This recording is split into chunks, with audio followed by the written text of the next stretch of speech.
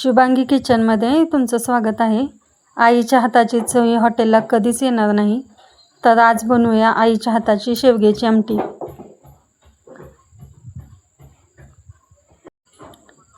यात लसूण आणि खोबऱ्याचा भारी तडका आहे। चला सुरू करूया।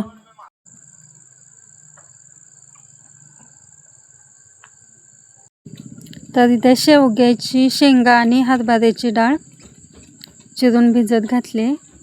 लसूण, खोबरं, कोथिंबीर, लाल तिखट आणि हळद आणि गरम मसाला। तर एका टोपामध्ये तेल गरम करायला टाकूया। आता त्यामध्ये जिरं टाकून घेऊया। जिरं फुललं की त्यामध्ये केलेलं वाटण टाकून घ्यायचं। कढीपत्ता टाकून इथं आपण वाटण चांगलं भाजून घेऊया।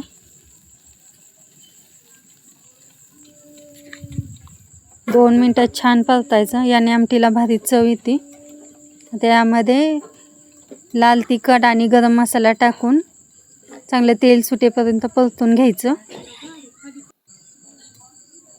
ते इथे मसाला भाजत आला, आपण चिरून घेतलेल्या शेवग्याच्या शेंगा यामध्ये टाकून घ्यायच्या।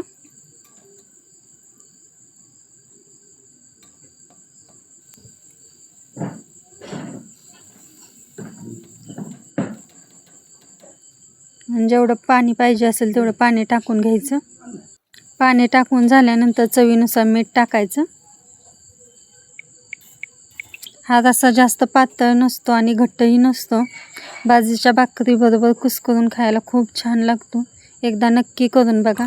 व्हिडिओ जर आवडत असेल तर व्हिडिओला लाईक करा, शेअर करा आणि शुभांगी किचनला सबस्क्राईब करायला विसरू नका।